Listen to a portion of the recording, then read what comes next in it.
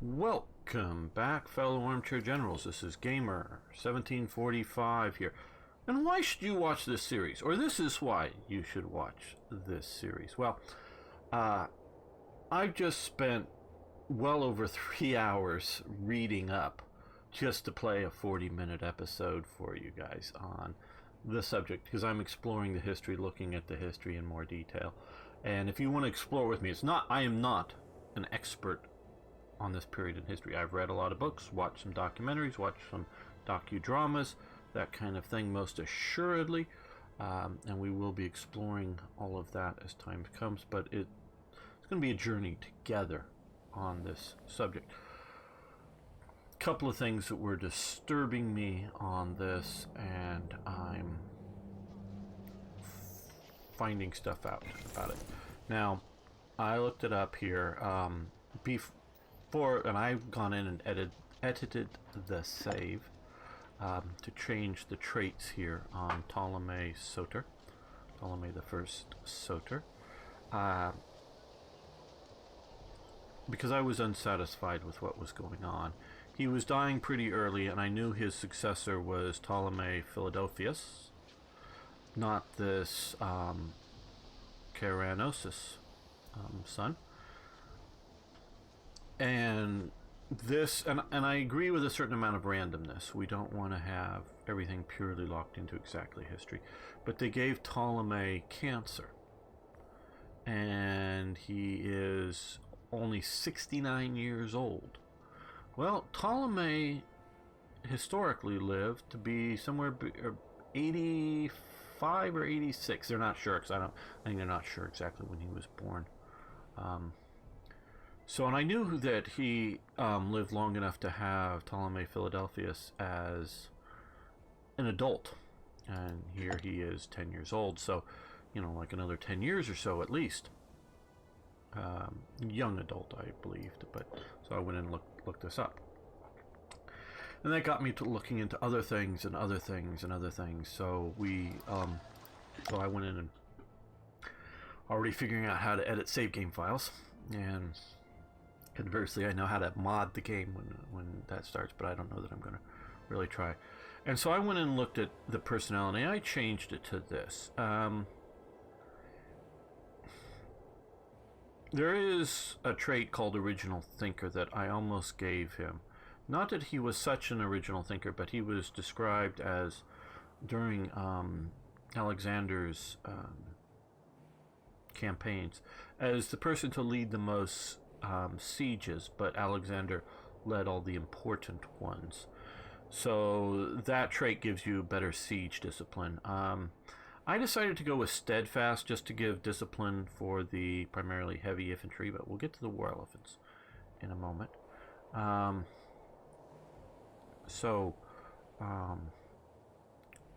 Because of that, so I changed that. I left crafty in here. It does give additional corruption because of the finesse, because that helps overall rulership. I read about Ptolemy Soter and Philadelphus, his successor, and how very much they built sort of a new Egyptian state, using the existing one and things. They did sort of go with a Serapis type religion that was a bit of a mix, but I'm still reasonably comfortable with my because they did do that, but they were also very much within Alexandria being very Hellenistic, and so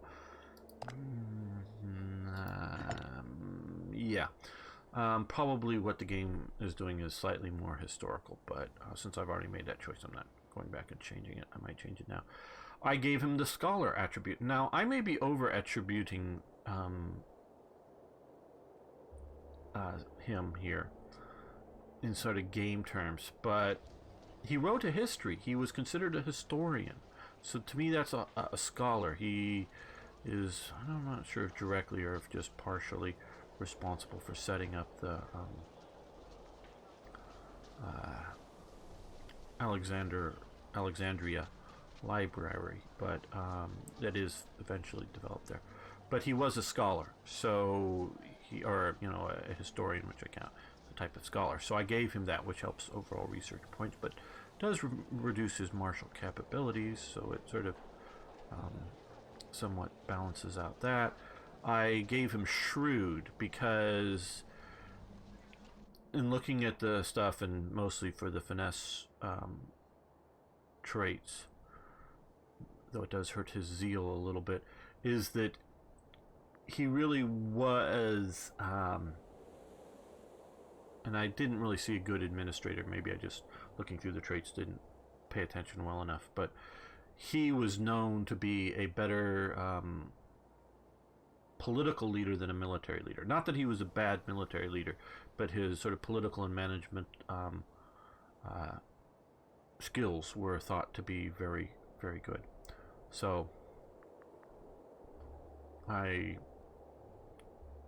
gave him that, to give him a little more finesse and reduce mercenary maintenance costs. And I also gave him founder, as looking at some of this stuff, and I'm not exactly sure how the game wants to use founder, but he's the founder of the Ptolemaic dynasty for all intents and purposes. He's founding Alexandria, which becomes, and I was reading about that too, the largest Greek city in the world in a very short time. By his time of his Philadelphia's time, it is, larger than Athens, larger than any other Greek city in the world. And during the first two Ptolemaic kings, it's very much a Greek city. By the time Julius Caesar is showing up, it still has a very heavy Greek culture, very much. And also during this time, it's also very Jewish as well. There's a lot of Jewish imports into it. We can look here. 6 Hebrew Jews.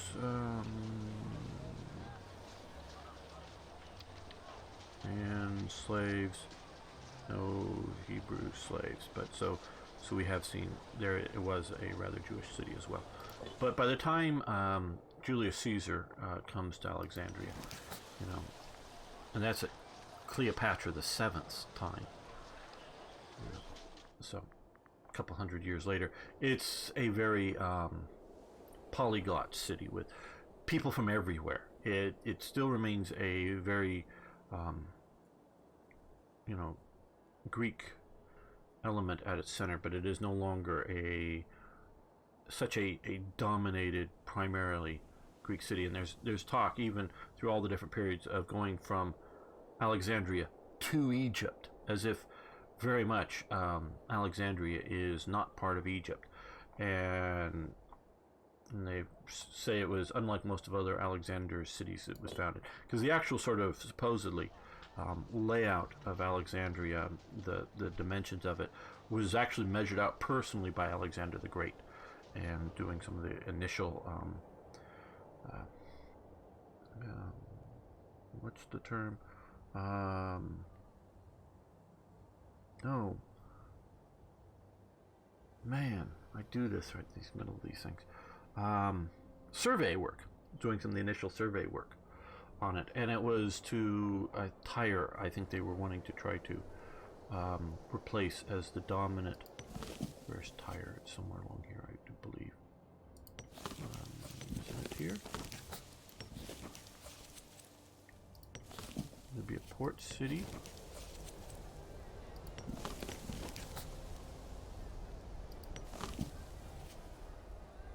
Antigonus, maybe that's where it's supposed.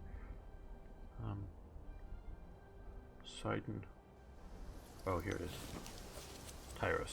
Okay, sort of replace Tyre as the primary eastern Mediterranean trade center, and so because it's trade to the east and to the west, as well as very much, although you don't really sort of see it so much here, access up the Nile, and through the Nile, eventually under Philadelphius, they get the canal fully dug into the Red Sea. And they also talk about how although the Ptolemies were constantly and did actually sort of had some of the rulers sort of somewhat of a separate line up in Macedonia, but for a considerable amount of time they held southern Asia Minor, and most of their reign they held Cyprus. and constantly looking that way as somewhere between nostalgia for the people of Alexandria, because they also talked that there were a lot of the Greeks were Macedonian Greeks, but constantly that way, but as well as very much pushing into the Red Sea and developing that. I will say and I don't want to slam the game. I know I think it's still just coming out very soon. At the time I'm making this, they're going to develop this. I have no insight other than reading the dev diaries out there and what they talk about it. But I know they're going to develop all of this. This is why I think this is an effing great game, because it's already a great game, and I know they're going to develop it.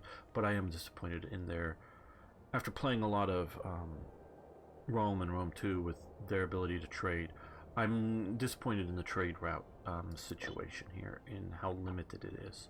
But I suspect they're going to change that. But like I say, they really developed south into this region, as well as very much trade into basically India eventually, setups. And they talk about how a lot of raw materials entered Egypt and left as produced goods.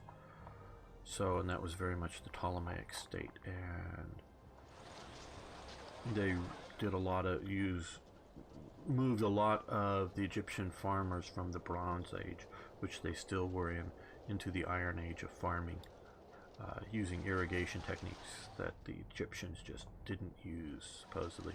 And a lot of it is because they just didn't need to use, not couldn't benefit by it, but didn't need to, because of the Nile flood just sort of provided enough water and enough fertilizer, and the inundations, and it provided enough food. Well, various Greek irrigation techniques that they had been developed in a different environment that allows lifting of water out of the rivers and up onto the land into where, and I think this is maybe some of this represents here, is a lot of reclaimed land that the Ptolemies over the generations of the kings, at least the first 2 or 3, large tracts of reclaimed land from the desert that they held personally, that they then through various, sometimes at very good benefits to the individual that they were doing it to, and sometimes at poor ones, the good ones, figures that they wanted to maintain good favor with locally, good conditions. Other times, sort of, the person still wanted the deal in the land, but it wasn't as generous a deal. So it was sort of direct control and patrimony over that. So they were doing a lot of that. And that's why you should want to watch this series, because we're going to be exploring the history of the Hellenistic world. Again, the Hellenistic world is basically from the death, or Alexander, or the death of Alexander, until basically Julius Caesar. No, not Julius Caesar. Augustus, Octavian. The Augustus and Octavian are the same person. They end the Hellenistic world. Hellenism stays around, but it becomes the Roman world.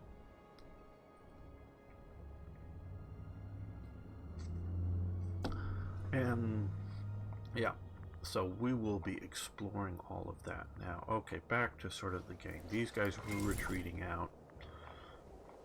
We're gonna put these guys. Oh no, we want to change. He is not that good of a military leader. We will put. We have really, this Sothianid dynasty really gave us a lot of good people. So they're dominating people. At least they're Greeks. I think Macedonian type background. They had been the rulers of Cyrenaica, which was another Ptolemaic possession for a long time. And like this does say Egypt, and will say Egypt other places, but I really very much think it's the Ptolemaic Empire, because this very much was Egypt. But if you look at, I'm particularly a little more familiar with some of the like statuary that they found and came out of Cyprus and such. That statuary for all the Ptolemies was very, very Greek, and I believe this was also very, very Greek. Excuse me, out here. And in Alexandria, over the times, it was both Greek and Egyptian style. And when it was done in Egypt, when they were portraying the Ptolemaic rulers, because they were pharaohs in Egypt and used the term kings in Alexandria and other places, it was very Egyptian. So when they were outside of Egypt, they were looking like Greeks. When they were in Egypt, they were trying to look like Egyptians. I think it was Ptolemy the III or Ptolemy the IV went down to Memphis, down here to be when he was to be crowned, and did it in the Egyptian fashion to very much, tie himself to the Egyptian population that he was going to rule over. So yes, okay. Once more, the Olympic Games. Well, we just put in command of the fleet, so I'm not going to send him. We're going to send Magus out there, which frees up a slot, which we need to see about, at least temporarily. Well, we just fired him from being fleet command, but he has lots of zeal, so we'll reward him by giving him that position.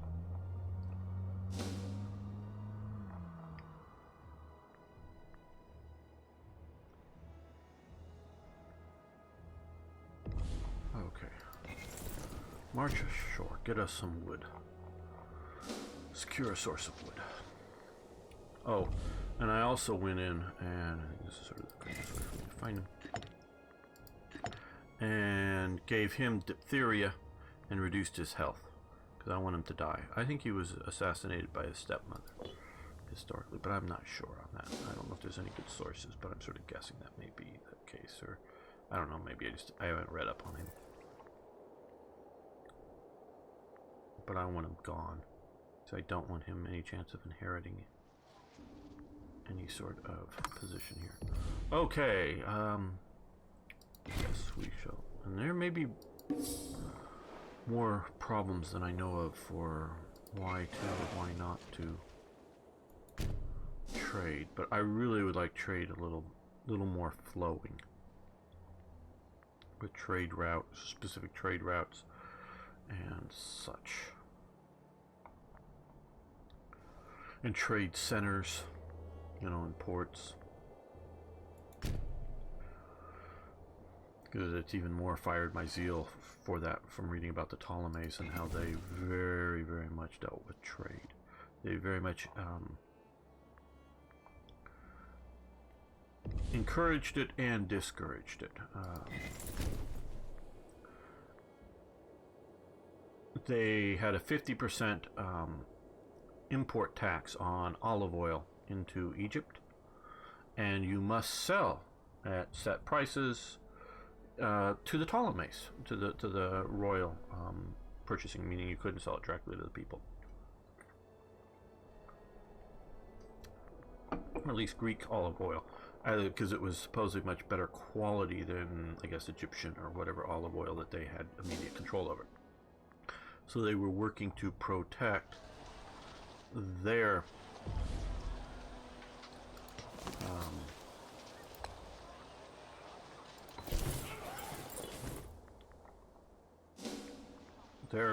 production of olive oil, instead of letting it be dominated by better, higher quality foreign imports.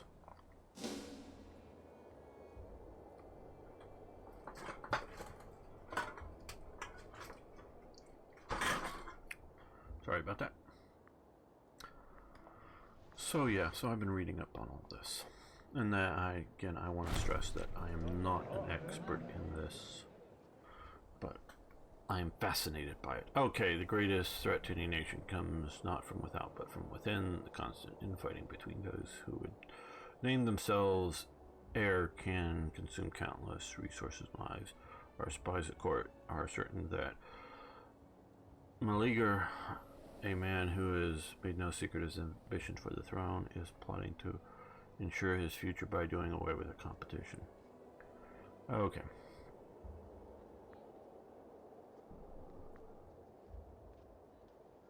We're going to put a watchful eye on him. I think he basically dies with just a daughter. Again, like I said, I was reading up on this, but there's a lot of family killing going on in this period, not just the Ptolemies. I'll deal with that in a second. I was also reading about some of the Macedonian Kings post-Alexander, partially because, and we've talked about this in episode 2 of this series,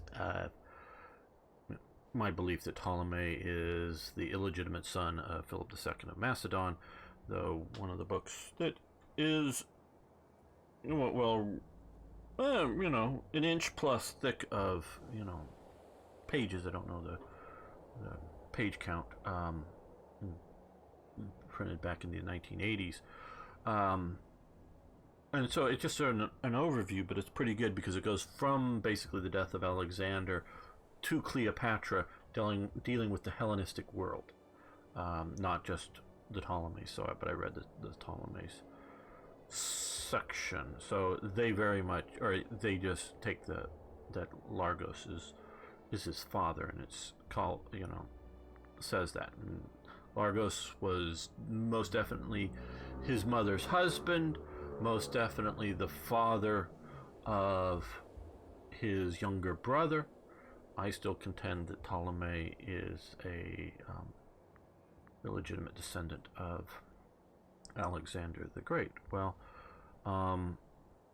Lysandra goes and marries Alexander the Fifth, and that is one of the Cassander, either this Cassander or one of the others goes and marries him, one of the Cassander royal families, because or one of the, I don't know which, forget, and he had married, I guess, her, or I don't know if for sure if we take this as how correct, but his sort of first wife, the father's or whatever, first wife, marries the half sister of Alexander the Great. So they're all trying to marry in and around this, the family of Philip II.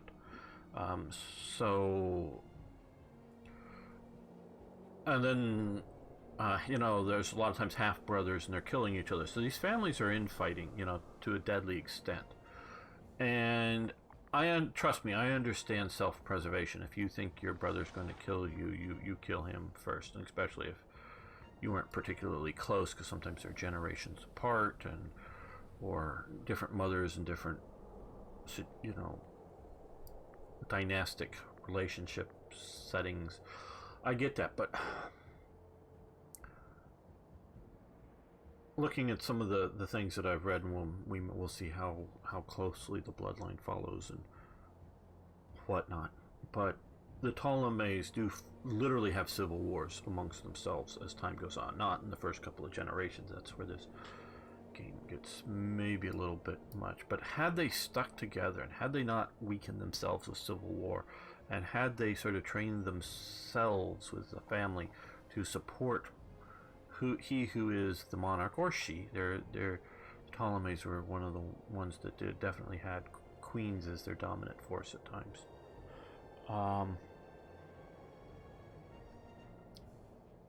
That then they would have been hugely more successful. Okay, he loses the Olympics. Oh well, not that was unexpected, but okay. Trying to entice these guys out of their port.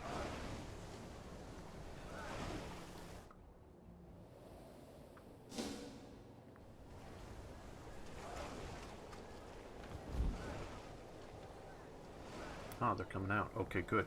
We got a battle. So we have a decent leader who's one general skill better than him. Our die rolls. We've got 4 more triremes. They are planning, they've stated in a dev diary, that, oh, we've lost a ship though first. That,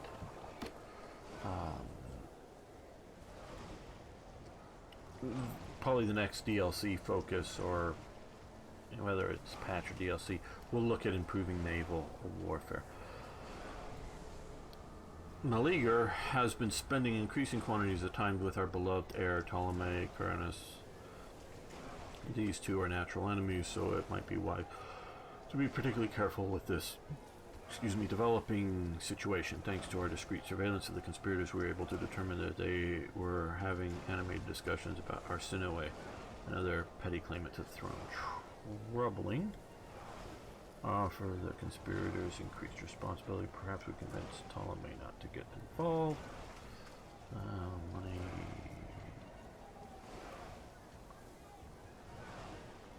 Warn Arsinoe at once.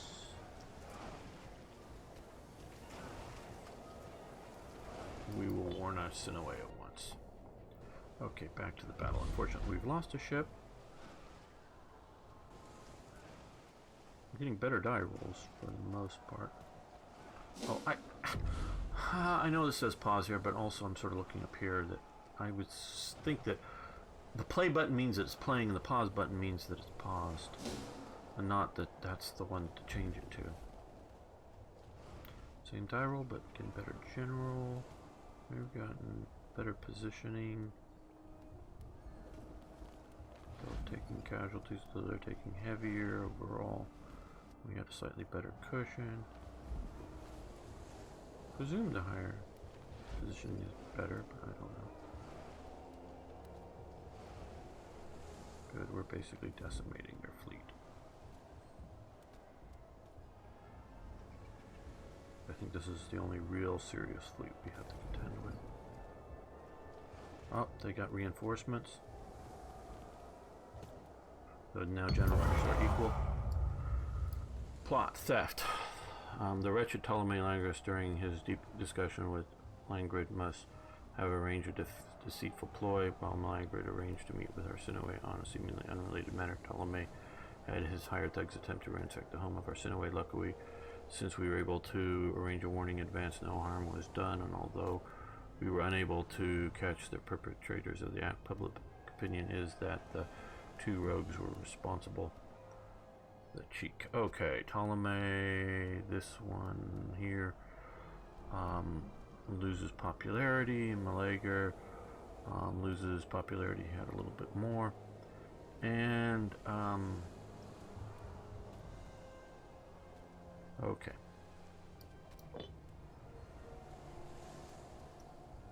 So now they've lost 13, we've lost only 3. Much better die roll for them. Okay, we are victorious. We lost 3. Well, that one reinforcement fleet didn't lose anything, but the enemy fleet lost a lot. Okay, you join up here. Okay, we can probably get a better general. Let's see, he's only marshal level 4. So yeah, let's see what we can do. Yeah, we got, okay, uncaring, loyalty, gain chance 0, which is, the troops under him won't become more loyal to him than to the state. Tactician, archer, discipline, martial +1. Original thinker, well that's good for taking down fortresses, but I think his overall military ability, we will go with that. One more heavy unit. These guys are getting out of the damn desert. We're gonna try very much to never do this again. Any long marches through the desert. Here we'll of course have to do that to some degree at times. We're gonna use our naval power as much as possible. We're Rebuild a couple of triremes.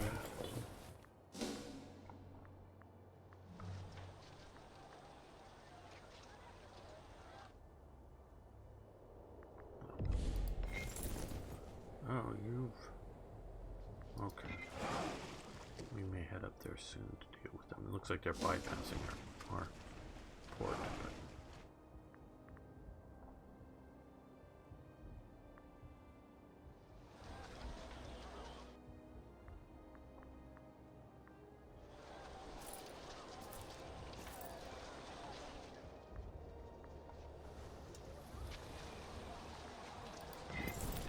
Okay, his army's back, and looks like we have full strength now that he's out of the desert. Eating up so much of our manpower. We're going to do things about that to cure it for the future.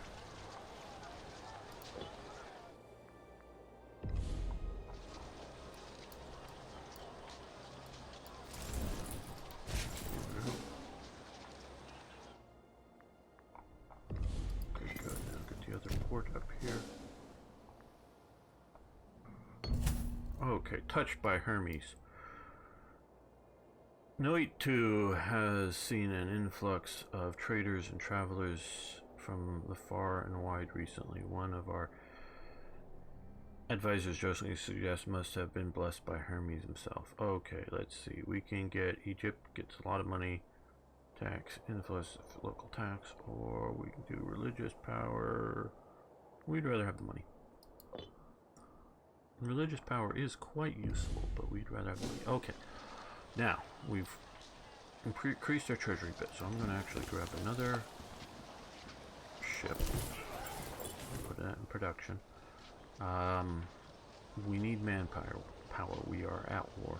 So again, find a large population province, which is sort of easy to somewhat look for. Pause. By the number of buildings it can house. Look for something like here, which we don't yet have a training camp in, which will increase local manpower by 10%. So that's good, not perfect, but good. And we come up to here at Alexandria. And get that going, so we will help our manpower problem. We're going to build lots of training camps, lots of granaries, lots of markets. We are going to try to in some ways emulate the Ptolemies.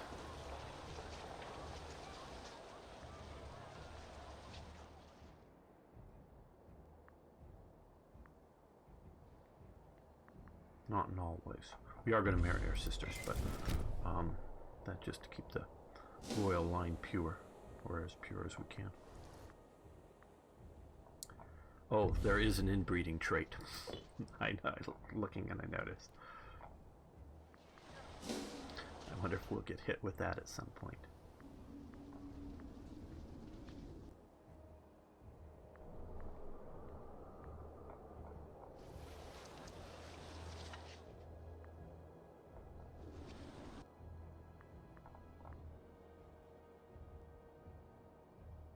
Look at the war score here.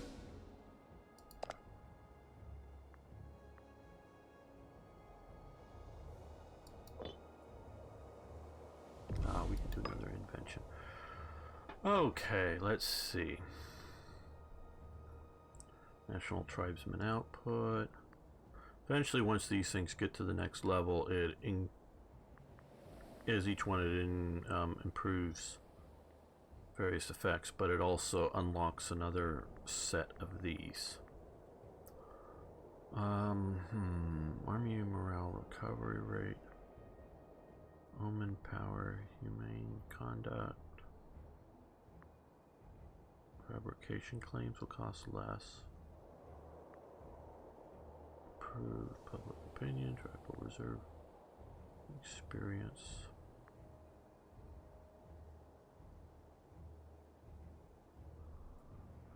Well,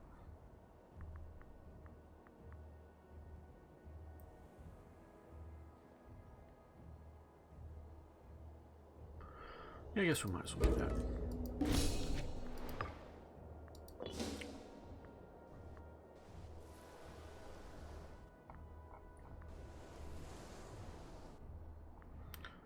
also looked up the question of elephants. And how do I put some of this? Some of the modern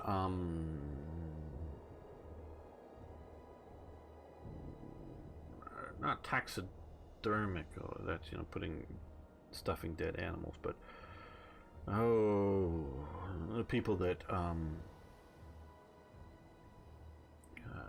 categorize animal categories haven't necessarily looked into some of this.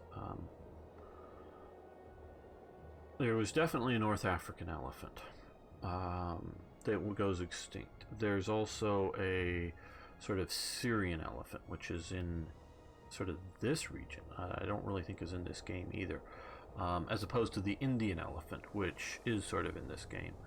As opposed to there's an Ethiopian elephant, which they're not sure whether that is its own thing or simply the sort of African elephant we know today.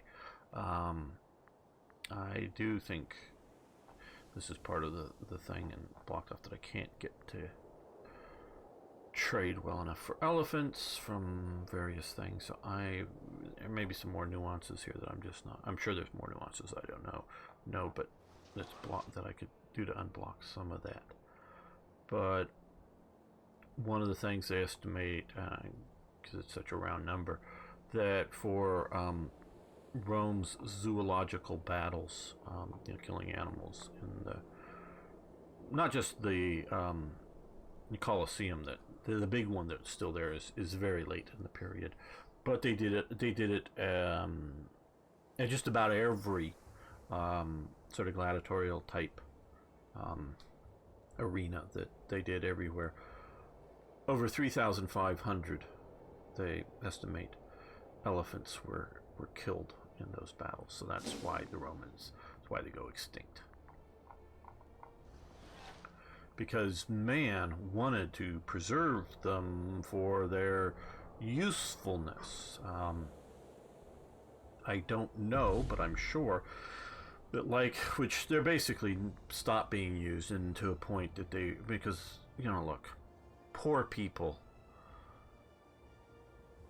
do what they can to survive. People, they're just going to.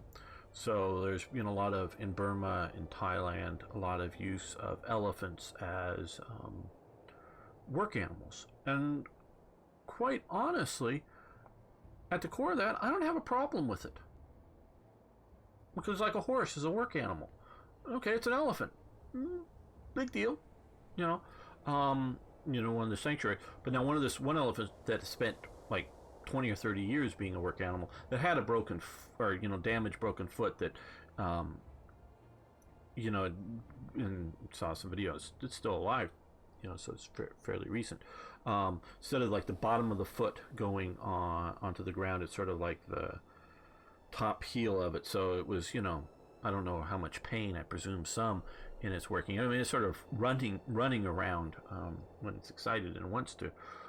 Ran towards one of its caretakers, so moving pretty quick for an elephant. Maybe not very fast for an elephant, but not limping in tragic pain, but excitedly, oh, here's my friend that showed back up and running towards it, kind of thing. So in sort of harsh conditions. So we can always look at conditions.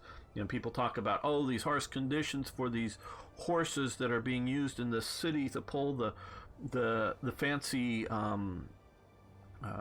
carriages around New York or some other city. How terrible! Stop this cruelty! Stop this cruelty! These animal rights. Do you freaking people know any goddamn thing? No, you don't, because you're a goddamn city person. I did grow up around horses. My grandparents had horses. Horses can deal with heat, because some of the horses I knew lived in the desert, and boy, it got hot in the summer. Now, and because I've seen some video of a horse collapsed and they're trying to give it water and whatever. Yeah, horses can perspire. Dogs can't perspire. Horses can perspire. Trust me, they can get awfully goddamn sweaty. Now, that doesn't mean that whether it's New Orleans or Washington, D.C. or New York in the middle of the summer, maybe it's a bit hot and maybe they shouldn't be out working on that day. That's the thing. But that the idea that they shouldn't be working You can't imagine how many horses there used to be in New York City. Just packed with horses, pulling all kinds of wagons all over that city. They worked.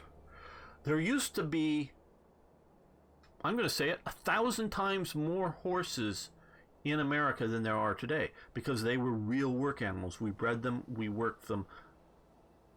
They were there. Now, probably some of them had a complete and total miserable life. They knew no better. It was a complete and total miserable life. But trust me, a working horse in a city or in the country doesn't mind the work. It's not just what they know, but it's, like they don't know any better. No, it's the thing they do.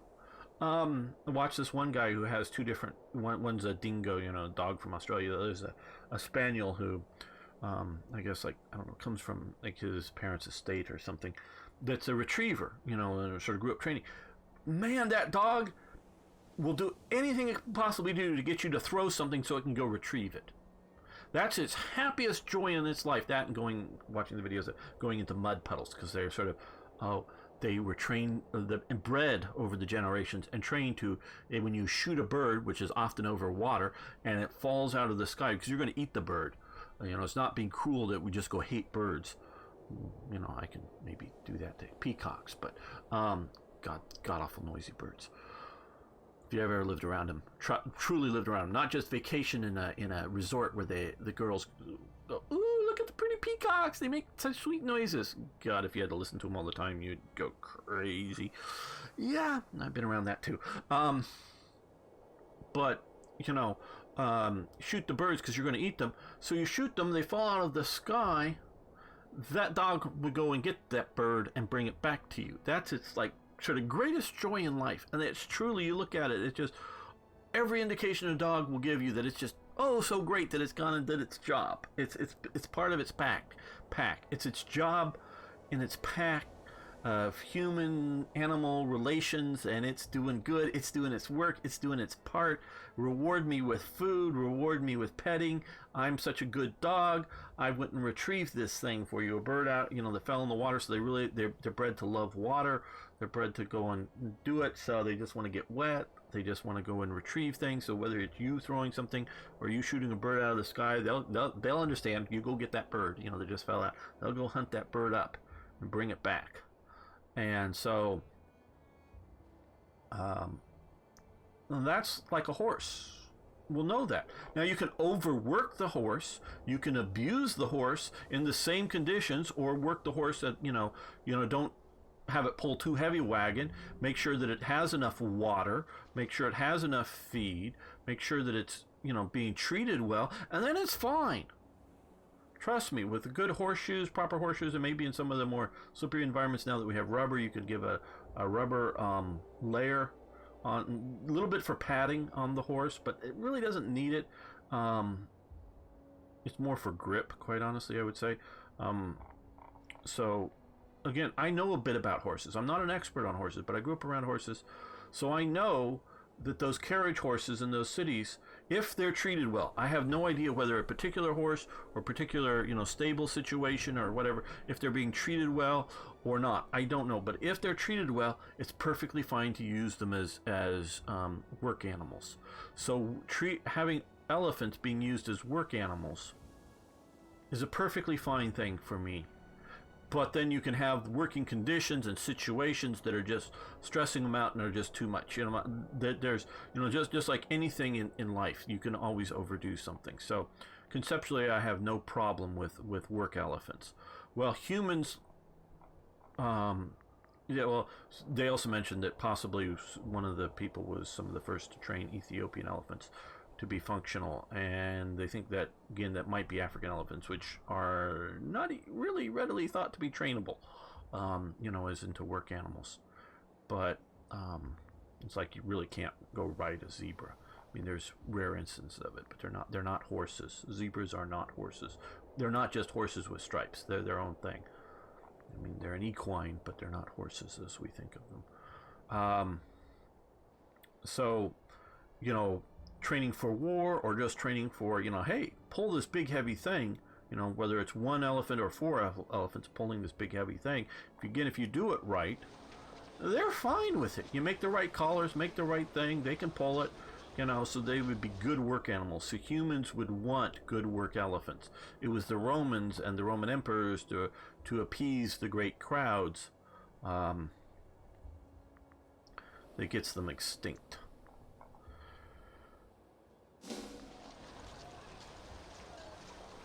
As you can tell, I have a lot of problems with the modern world.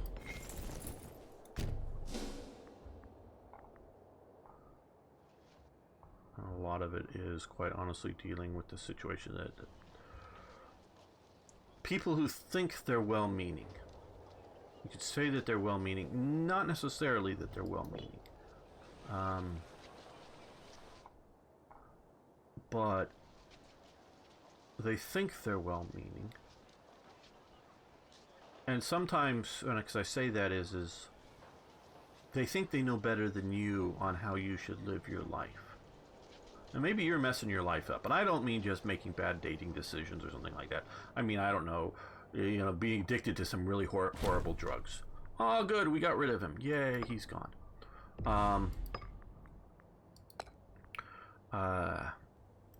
Or something, you know what I mean. We can look and see that, really bad decisions with your life. You may be making those. And maybe it would be better for somebody in the state to make the decision. But for most people, most of the time, their mistakes are going to be less damaging than what the well-meaning, the people who think they're well-meaning are going to make for you with their programs.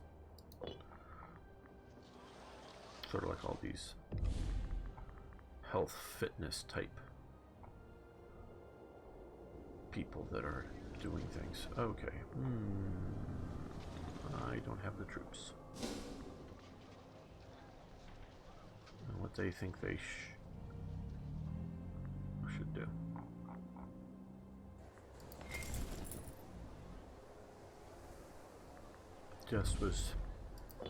Maybe this is getting into too much information, and I think that people do overshare on the internet. But recently at a big family gathering over Easter, and listening to some of my relatives talk about their, my parents' generation, them talking about their grandparents. Some of the people I vaguely remember when I was really little, and others probably I never met, or were way too young when I met to remember them. But one, oh well, she heard that you're supposed to drink 8 glasses of water a day, so she actually kept a chart every day marking out when she had glasses of water. Well, that's also my dad sort of thinks that too, and probably heard some of it from some of the same sources. Well, that may be very correct if you're doing a lot of physical activities, because you want to have good water flow in your system.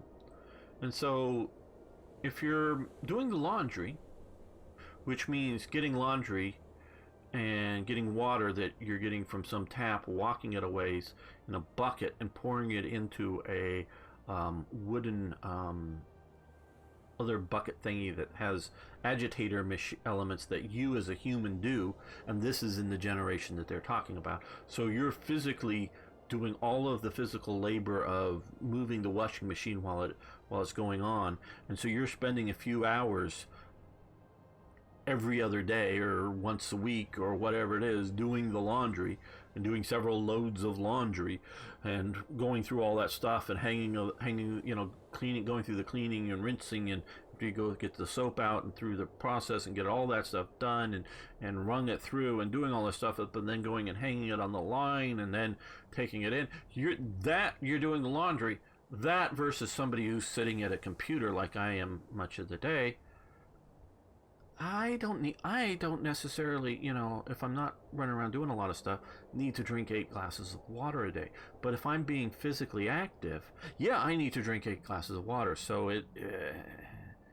again, people who think they're well-meaning or think they know, conditions change and conditions vary. Well, on that note, maybe too much information and maybe too little game, I'm not sure. Love your feedback on that. And also, do you have any questions about the early Hellenistic age? I would love to hear them, and not that I know can answer them, I might love to dig up and find them. Always leads to other things. So please post questions, comments, suggestions. If you haven't already, please subscribe to the channel. See you next time for more Imperator Rome.